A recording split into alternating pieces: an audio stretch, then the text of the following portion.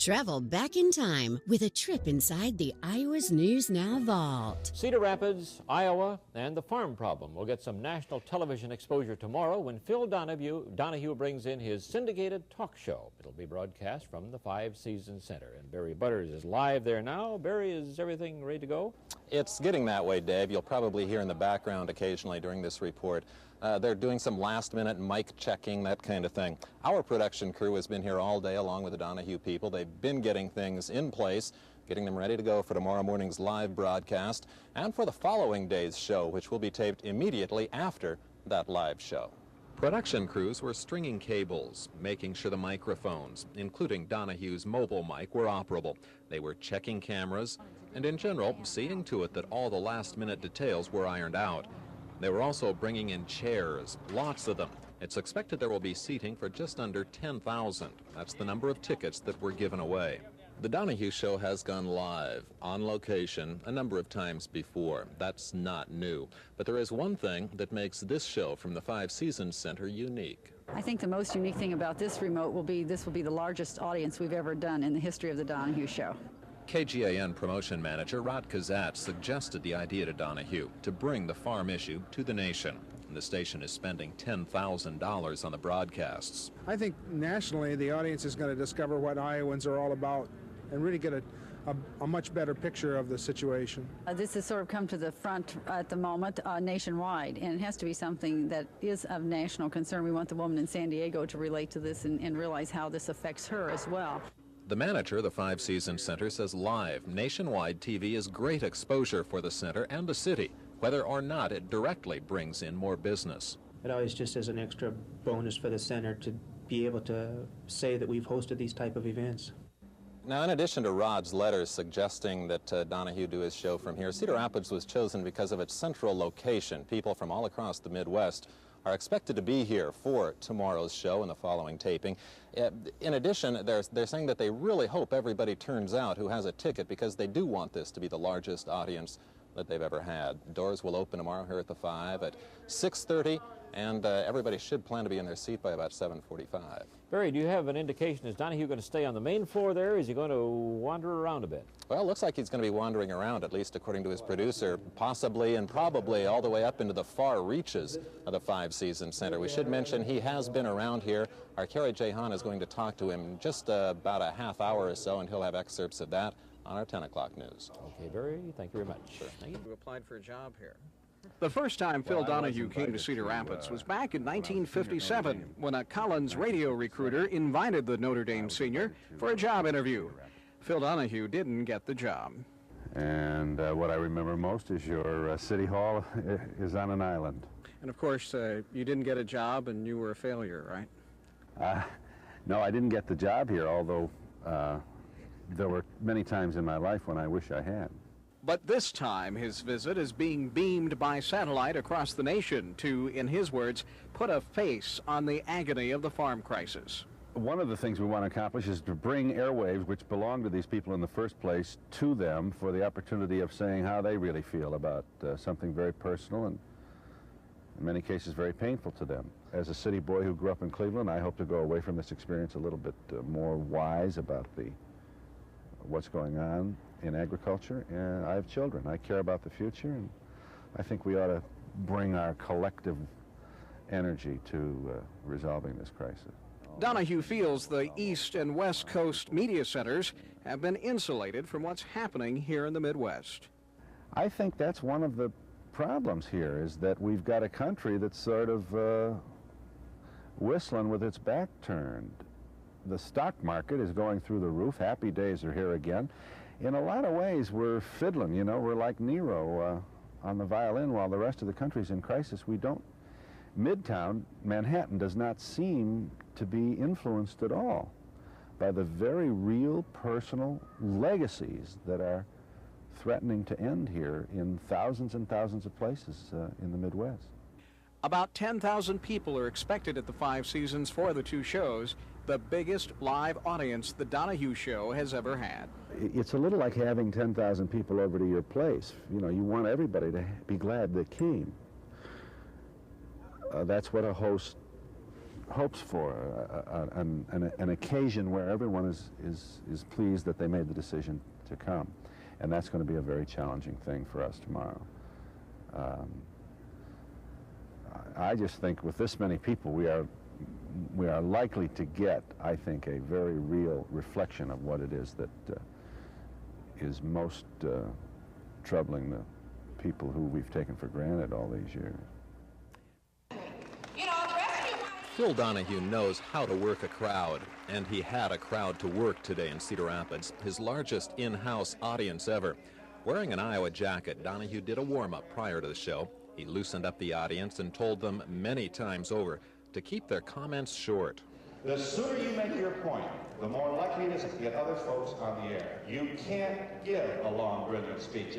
By showtime, the audience had learned the lesson. I don't want your damn charity. I don't want your subsidies.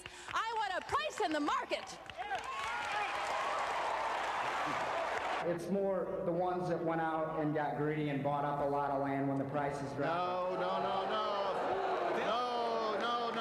That's not right.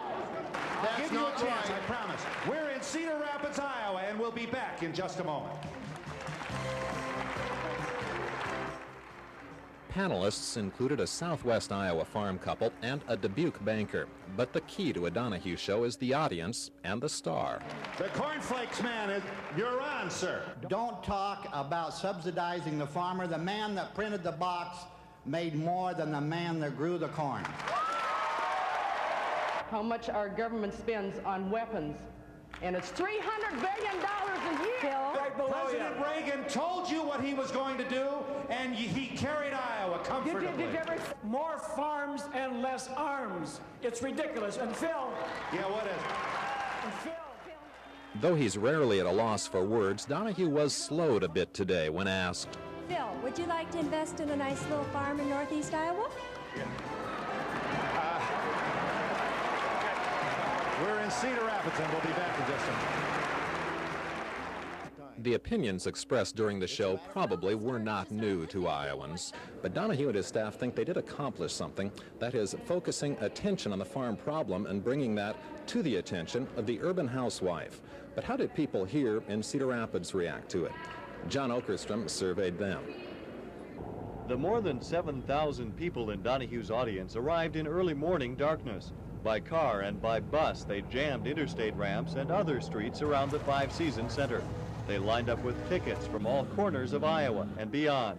Many expressed concern for farmers caught in an economic whirlpool. We have family that are on farms, and we've lived with it all our lives. We're tough people out there. We'll make it if we have a little chance.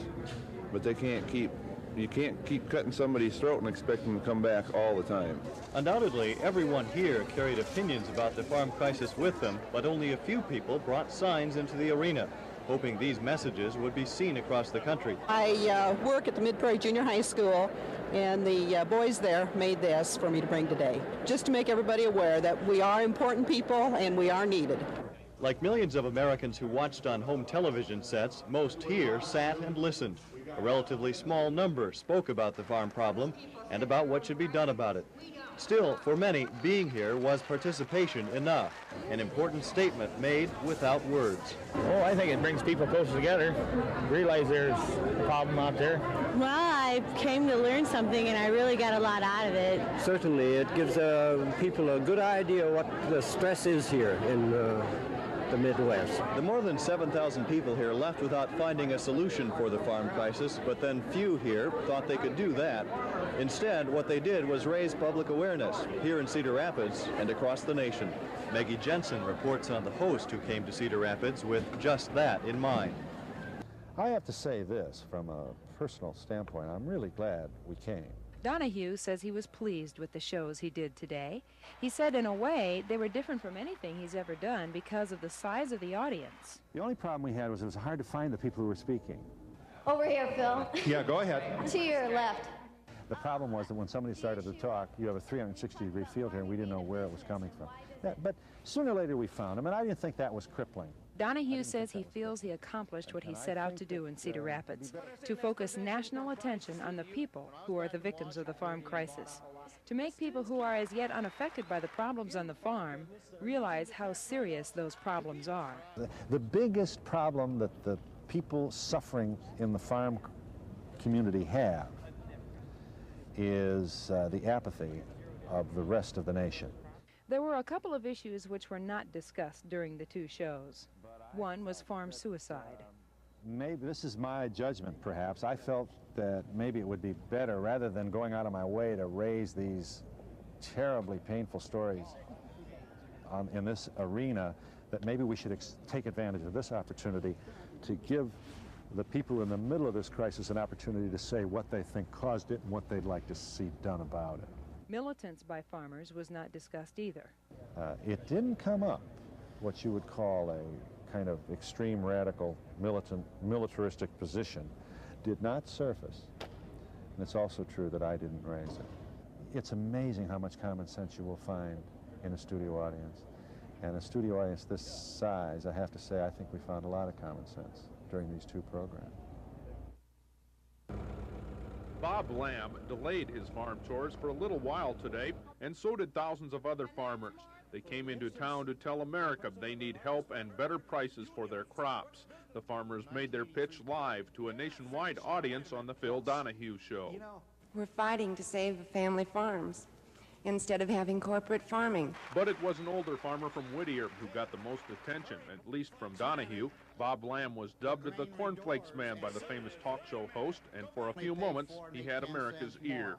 Don't talk about subsidizing the farmer. The man that printed the box made more than the man that grew the corn.